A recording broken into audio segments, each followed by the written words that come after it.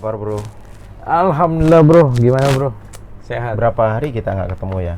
Aduh, udah seminggu kali ya. Seminggu ya. Sehat tapi bro ya? Sehat, gue kangen gue kalau nggak ketemu lo. Kayaknya sama apa bro, yang kenapa salah? saya pengen Apa yang salah? saya ini? pengen kesini terus gitu ya. Tapi yang penting semua sehat kan bro? Sehat, alhamdulillah. Kita alhamdulillah sehat dari COVID semua lah bro. Sehat, Semua keluarga juga moga-moga terhindar dari Amin, amin. COVID Insya Allah, Yang penting sehat.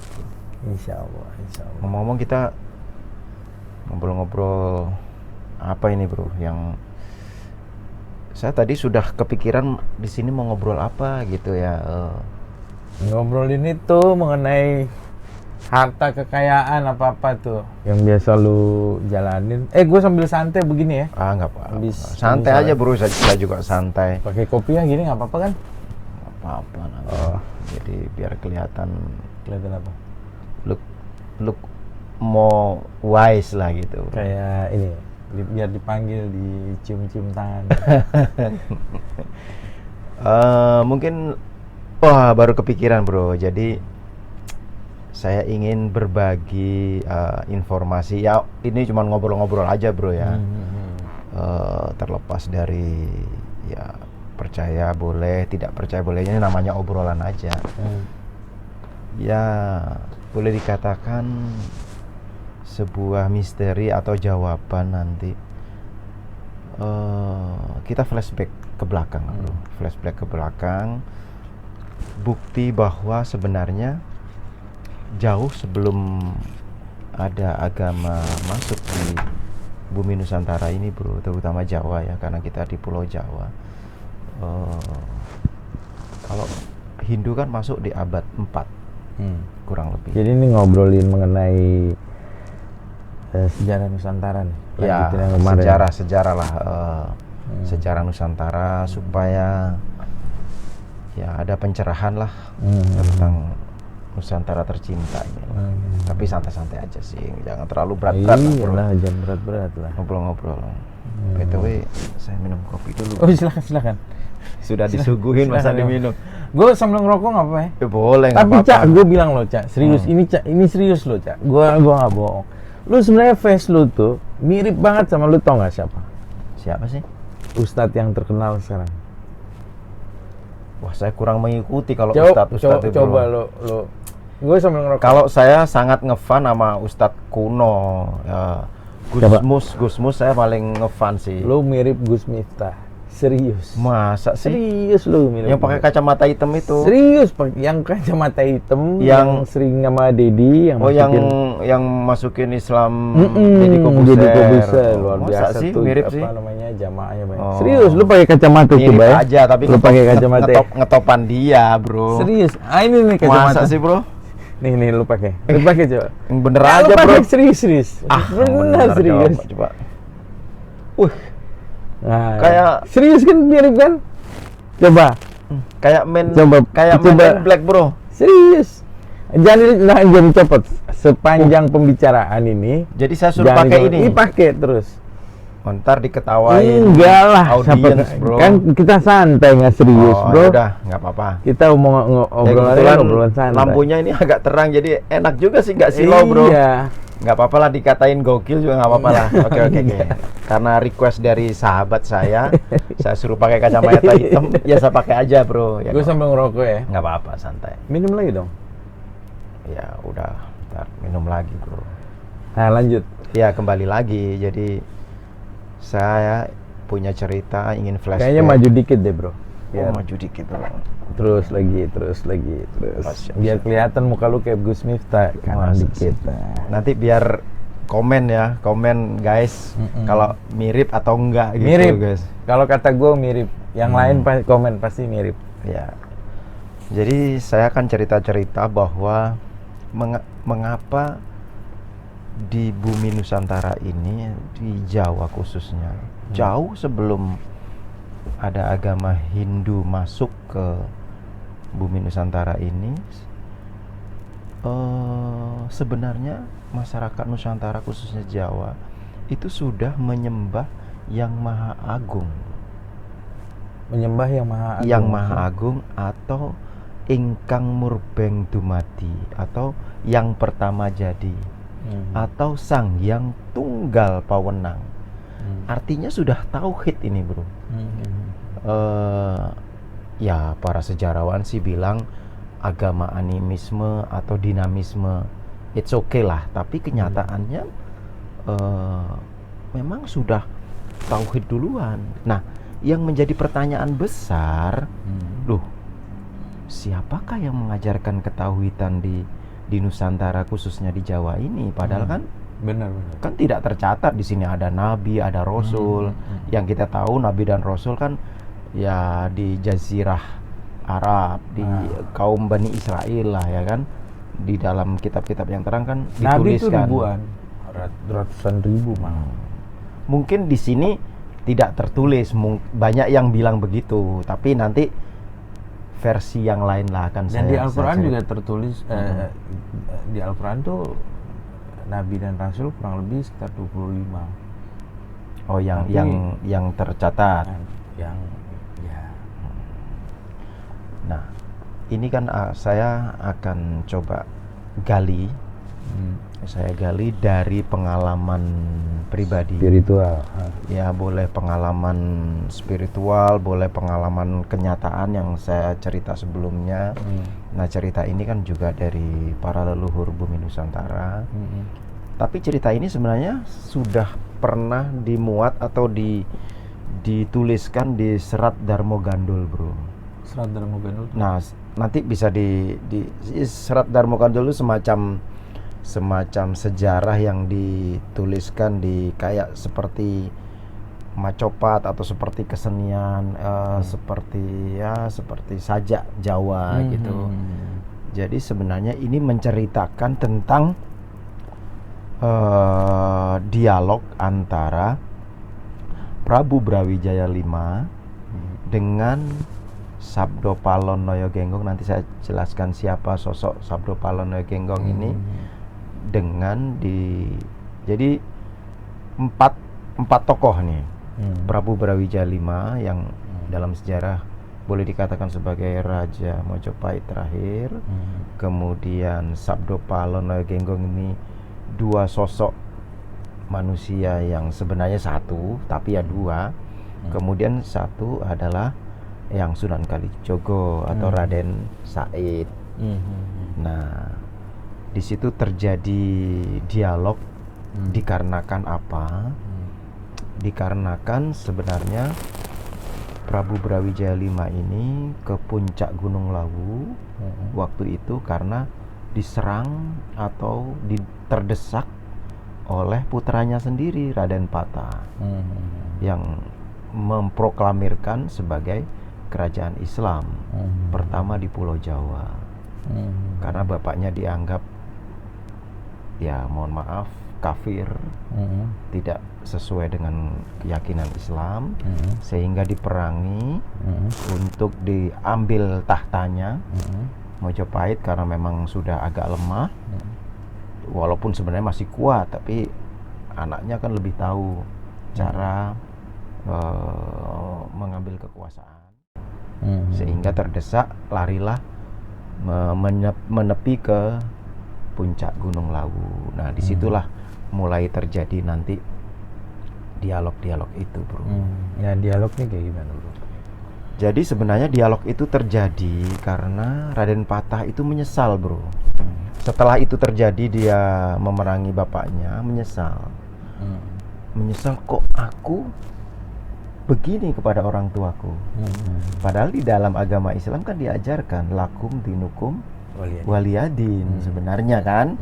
Tapi yang namanya khilaf ya kan, bro, baru menyadari kemudian. Nah, karena menyadari kesalahan itu, pasti meyakini bahwa akan ada murka dari Sang Maha Pencipta. Atau kalau bahasa umumnya karma. Tapi kan di dalam agama Islam tidak mengenal karma, padahal sebenarnya segala perbuatan itu sekecil apapun pasti ada balasannya. Betul. Tidak menunggu di akhir nanti gitu. Betul. Sabar bro ya, gue lihat ininya, gue udah colokin on off belum.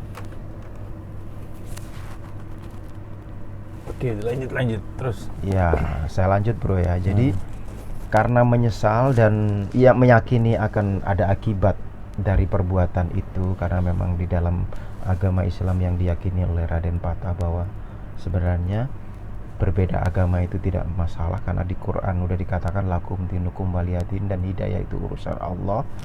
Maka untuk menyampaikan rasa bersalah atau permintaan maaf, Raden Patah ini meminta pertolongan yang Sunan Kalijogo atau Raden Said untuk ya sebagai juru bicara lah. Juru bicara menyampaikan mohon maaf atau permintaan maaf yang sangat dalam dari anak lah. Poin-poinnya sudah disampaikan kepada yang Sunan Kalijogo. Singkat cerita, bertemulah Raden Patah dengan Prabu Brawijaya V. Nah, Raden Ini pertemuan ini di Gunung Lawu. di Gunung Lawu kurang lebih 500 tahun yang lalu. Kurang lebih 500 tahun yang lalu. Nah, apa yang diinginkan oleh Raden Patah disampaikan oleh yang Sunan Kalijogo. Nah, manggilnya kan Prabu. Prabu, saya ingin menyampaikan kata maaf dari putra Prabu. Den Patah, manggilnya kan Den Patah. Raden Patah. Nah, sedangkan Prabu Brawijaya V manggilnya Said. Manggilnya ke yang Sunan Kalijogo itu kan Raden Said, manggilnya Said aja. Jadi, ya, apa Said? Apa yang kamu bawa misi dari anakku Patah? Intinya Prabu, Den Patah itu memohon ampun kepada Prabu atas perbuatannya yang telah lancang memerangi ayahandanya. Yang pertama, Prabu diminta untuk kembali ke singgasana untuk menduduki tahta semula. Jika tidak mau Prabu, maka Prabu mau tinggal di mana? Untuk lengser ke Prabon. Lengser ke Prabon itu artinya meninggalkan tahta. Dan akan dicukupi segala kebutuhannya. Nah, mendengar perkataan Raden Said atau yang Sunan Kalijogo begitu, Prabu Brawijaya V murka, tidak menyangka jawabannya. Jadi jawaban Prabu Brawijaya V, aku akan menggalang kekuatan. Tersinggung nih kayaknya. Iya, saya kalau diminta baik-baik, tahta itu akan aku serahkan. Tetapi kok begini balasannya, anak yang aku didik dengan budi pekerti, kok begitu balasannya? Nah, aku malu kepada Dewata Agung, pertanggungjawabanku mengasuh anak demikian. Maka aku tidak rela. Aku akan pergi ke Klungkung, ke Bali, dan akan mengumpulkan kekuatan raja-raja yang masih mengingat kebaikanku, dan aku akan sampaikan kepada Hote. Hote itu raja Cina, kan cucunya Raden Patah ini kan cucunya. Karena ibunya Raden Patah ini kan adalah putri Cina. Ya, putri Cina yang dinikahi oleh Prabu Brawijaya V karena tidak punya anak dengan Putri Campa. Istrinya yang pertama itu kan Putri Campa, yang sudah beragama Islam duluan. Jadi Putri Campa itu dari Campa itu sekarang di negeri Kamboja, sekitar Kamboja, Vietnam lah. Kamboja situ ya. Kamboja, Vietnam. Kamboja, Vietnam lah, daerah situlah. Itu memang negeri yang sudah Islam duluan, dan itu wilayah Mojopahit. Nah, Putri Campa ini persembahan dari sana, memang cantik sekali Putri Campa. Nah, setelah nggak punya keturunan, kemudian menikah dengan putri Cina dari Hote itu, terlalu sayang karena punya keturunan, sehingga Putri Champa ini ultimatum, cemburu, ya kan? Saya akan pulang ke Champa kalau tidak diceraikan. Nah, kalau raja itu selalu memegang Jokoloro, permaisuri, itu selalu dipegang, karena itu suatu keyakinan bahwa tidak boleh dilepaskan permaisuri ini. Kalau dilepaskan maka biasanya runtuh kekuasaan itu. Biasanya seperti itu. Makanya nambah selir apa itu nggak apa-apa, asalkan Jokoloro atau permaisuri ini tetap dipertahankan. Akhirnya Putri Cina ini diserahkan kepada Adipati Palembang, Asmara Damar, ya kan? Diberikan ke Adipati Palembang. Adipati Palembang diserahkan, ini jangan dikumpuli, ini sudah hamil. Nanti kalau sudah lahir baru boleh dikumpuli gitu. Nah, ya lahirlah Raden Patah. Kemudian setelah Raden Patah lahir lagi adiknya laki-laki juga. Nah, kemudian keduanya ini setelah dewasa dikirim ke Sunan Giri untuk berguru. Nah, setelah cukup dewasa, Raden Patah ini diberikan wilayah di Adipati di daerah Demak. Sedangkan adiknya mengabdi di kerajaan. Nah, singkat cerita seperti itu. Kembali lagi ke dialog itu, akhirnya Raden Patah makar mendirikan kerajaan Islam, menyerang daripada Prabu Brawijaya. Nah, mendengar cerita itu bahwa Prabu Brawijaya murka, akan pergi ke Bali dan menyusun kekuatan, maka yang Sunan Kalijogo sebagai seorang duta utusan langsung menghunus kerisnya, bro. Menghunus kerisnya, ditaruh di hadapan Prabu. Kalau begitu Prabu, silahkan bunuh saya. Nih hebatnya seorang diplomat, bro. Silahkan bunuh saya karena pasti akan terjadi perang besar banjir darah antara bapak dan anak. Dan putra Prabu pastilah binasa dengan kekuatan yang Prabu susun. Jika putra Prabu dan Patah binasa, meninggal, maka siapa penerus tahta kerajaan pun tidak ada, ya kan? Dan saya malu kalau terjadi perang darah itu, mending saya bunuh aja saya. Nah, mendengar pernyataan yang Sunan Kalijogo seperti itu, oke Said, aku akan pertimbangkan kata-katamu. Aku takut kamu berbohong belaka. Kamu tahu aku sudah tua. Aku kan tidak mungkin menunggu penjara bawah tanah. Setiap pagi saya digosok kakinya, suruh cuci muka, terus saya disuruh sujud naik turun. Nah, mendengar kata-kata itu, Raden Said tersenyum. Artinya disuruh wudhu, disuruh sholat. Prabu, tidak mungkin Den Patah akan menyuruh Prabu seperti itu. Karena di dalam agama Islam itu, ya tidak boleh memaksakan sebenarnya keyakinan kita kepada orang lain. Kalau Prabu tidak berkenan, ya tidak apa-apa. Gitu. Dan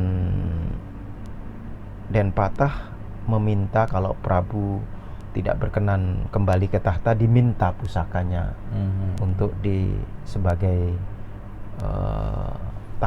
pusaka keraton seperti tradisi-tradisi kekuasaan. Patah tidak mungkin melakukan seperti itu, Prabu. Nah, mendengar kata-kata itu, Prabu Brawijaya agak luluh, bro. Agak luluh, bro. Jadi tensinya sudah agak mulai runtuh.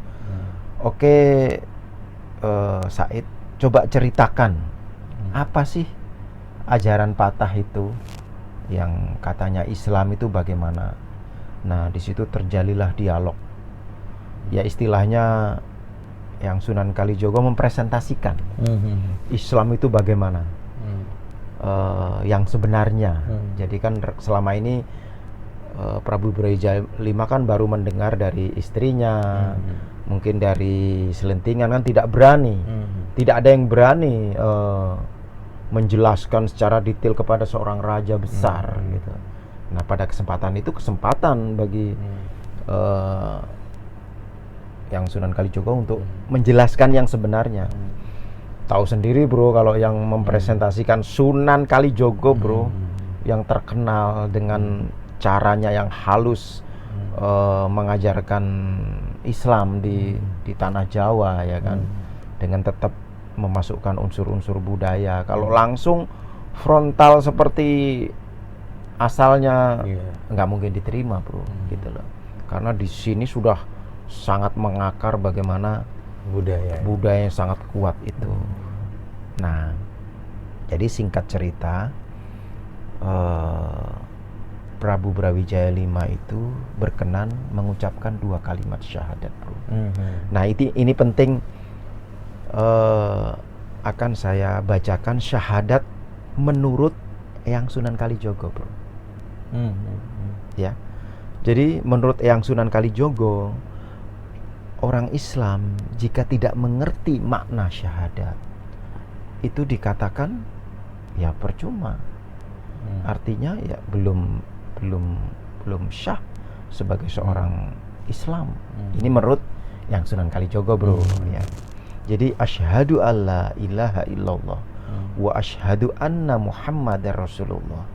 Artinya aku bersaksi bahwa tiada Tuhan selain Allah dan Nabi Muhammad adalah utusan Allah.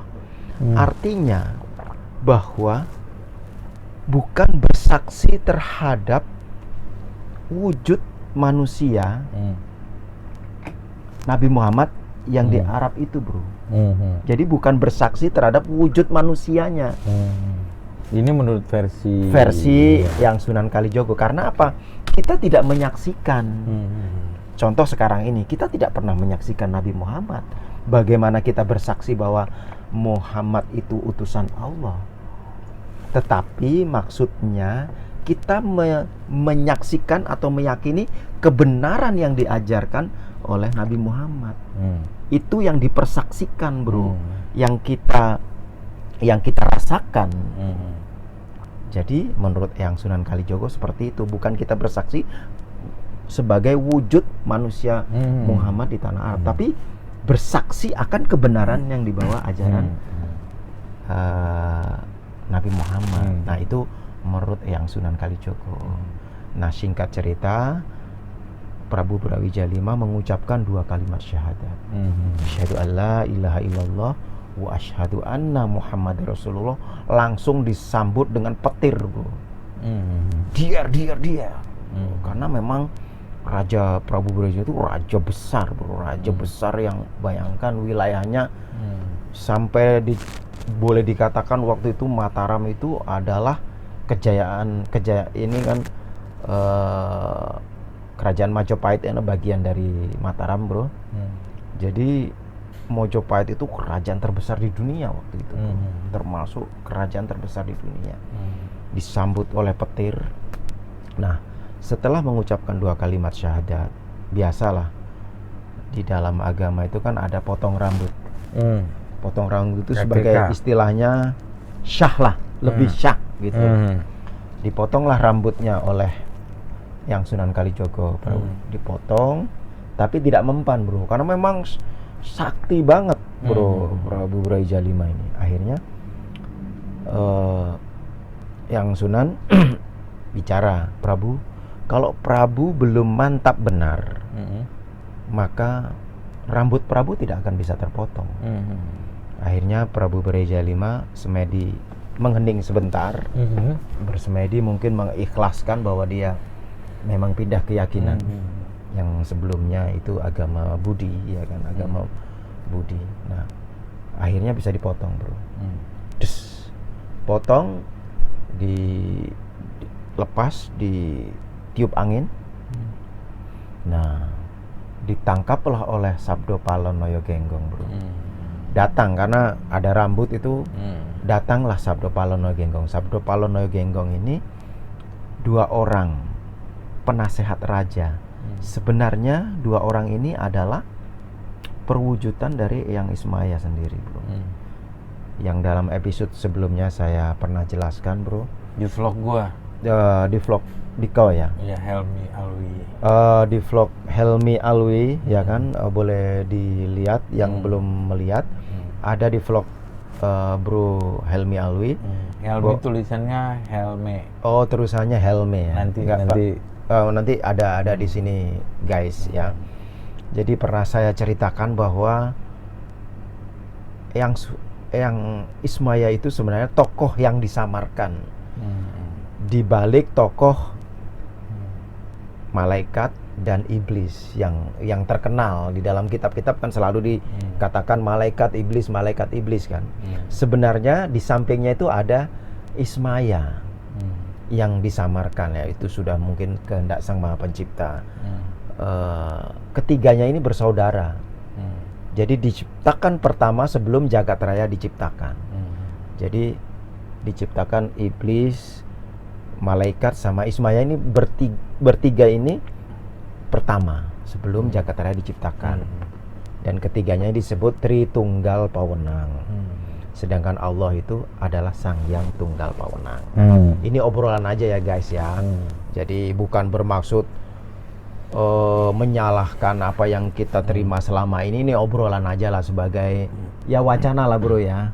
Oh, ternyata ada pemikiran lain, bukan ya, mohon maaf, saya muslim, saya meyakini muslim itu sebagai keyakinan saya, mungkin bro juga muslim, tetapi cerita ini adalah cerita budaya, cerita yang sebagai pengalaman pribadi karena kita cerita ini dapat dari mana? Belajar atau? Ya sebenarnya saya nggak belajar, entahlah bagaimana seperti yang saya ceritakan ya. Sosok yang Ismoyo itu ternyata kan turun, yang sebelumnya udah saya ceritakan ya. Di blognya Bro Helmi nanti bisa dilihat lah. Saya di vlognya saya tidak akan menceritakan lagi lah ya kan. Nanti bisa dilihat lah di vlognya Bro Helmi ya. Jadi singkat cerita bahwa Sabdo Palon Noyo Genggong ini memang pengasuh raja-raja Jawa, ya kan, mulai dari Bambang Sakri, Sakutrem, Sang Wiku Manumasa, ya, itu leluhur raja-raja Jawa. Ya mungkin tidak tertulis, bro, nggak ada di catatan sejarah. Memang itu sangat-sangat lampau sekali. Dan setiap istirahat mengasuh itu 500 tahun. Jadi Sabdo Palon Noyo Genggong kalau istirahat mengasuh itu istirahat selama 500 tahun. Kalau istirahat tidak mengasuh maka terjadilah peperangan, perang saudara, bencana alam dan sebagainya. Nah, singkat cerita raja terakhir yang diasuh oleh Sabdo Palon Noyo Genggong adalah Prabu Brawijaya V. Ya kan? Nah, tadi ketika sudah dipotong, Sabdo Palon Noyo Genggong datang.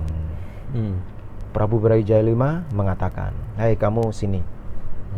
Kamu sekarang ikut saya.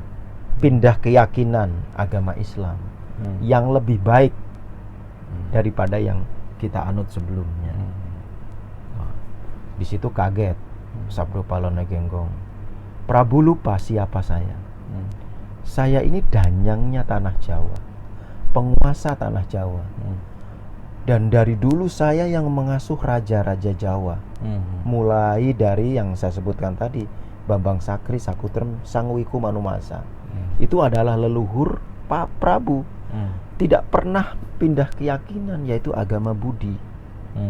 Dan sejak penciptaan saya ini yang pertama diciptakan menyaksikan langsung keberadaan Sang Maha Pencipta. Bukan katanya. Jadi saya sudah tauhid duluan, yang dalam arti saya sudah muslim duluan, bukan katanya.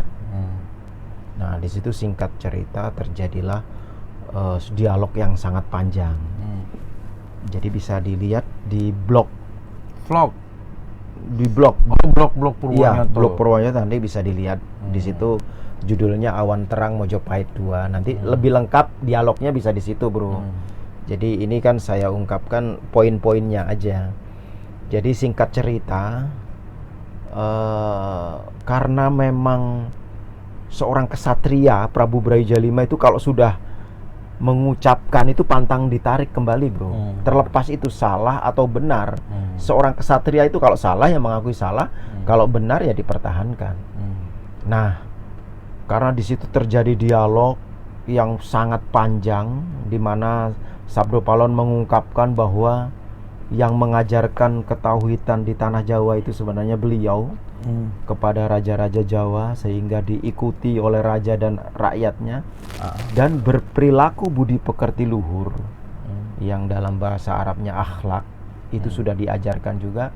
Akhirnya Prabu Brawijaya menyesal, tetapi kan sudah terucap, tidak mungkin ditarik kembali. Nah, mendengar dialog yang sudah sangat meruncing itu, yang Sunan Kalijogo menengahi, Bro.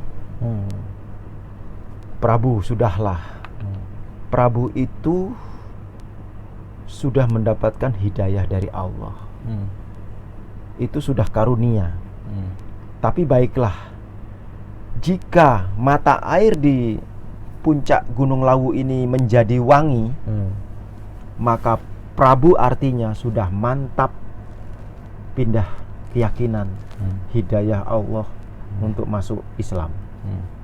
Nah, karena itu menengahi perdebatan antara Prabu Brawijaya V dan Sabdo Palono Genggong. Nah, yang Sunan Kalijogo semedi sebentar, Bro. Wangilah air itu. Nah, langsung bilang yang Sunan, wah, ini tanda berarti Prabu sudah mantap masuk Islam. Nah, mendengar itu Sabdo Palon marah lagi. Itu ilmu apa dipamerkan kepada saya? Kalau saya mau, kentut saya pun bisa menjadi wangi.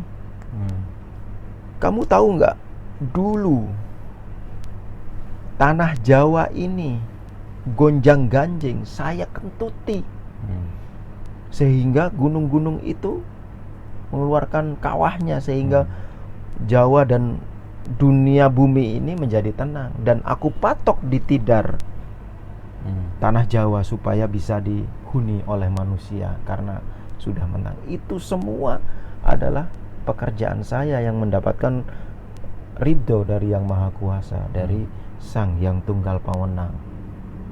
Ya, beliau mengutakan Sang Yang Tunggal Pawenang sebenarnya ya Allah. Ya kan?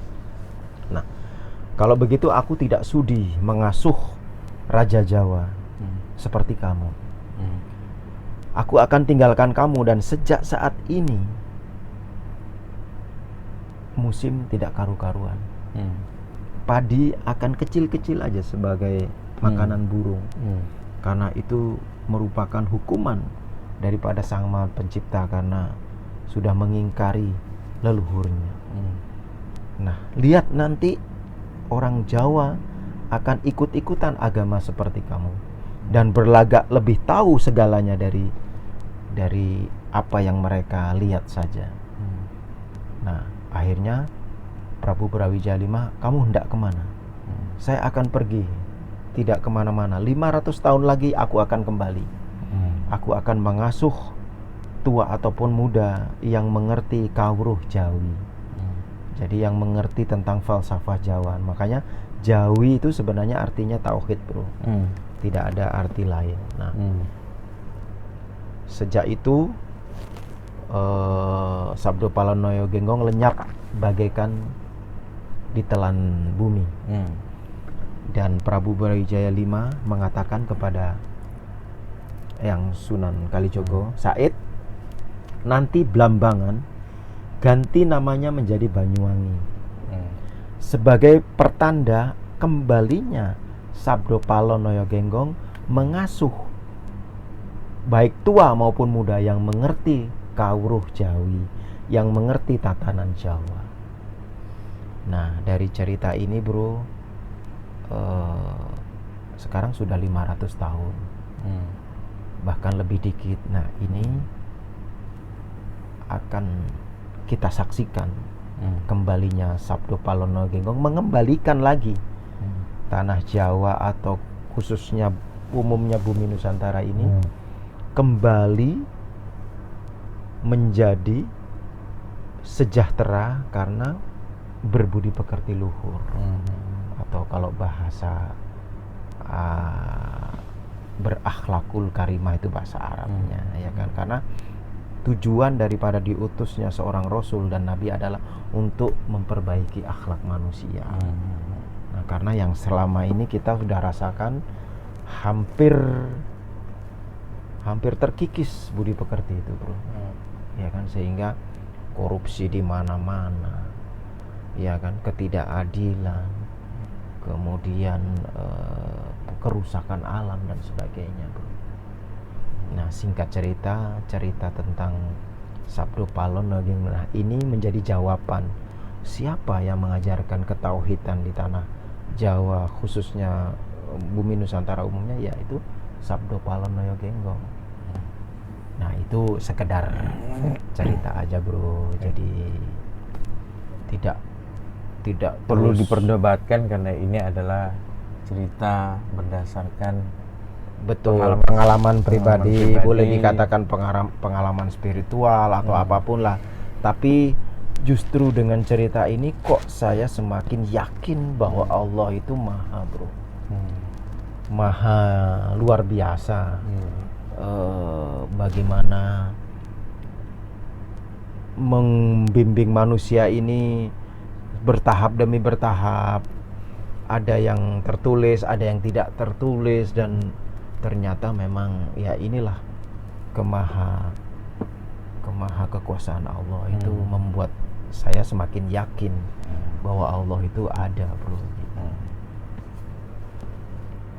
Nah, jadi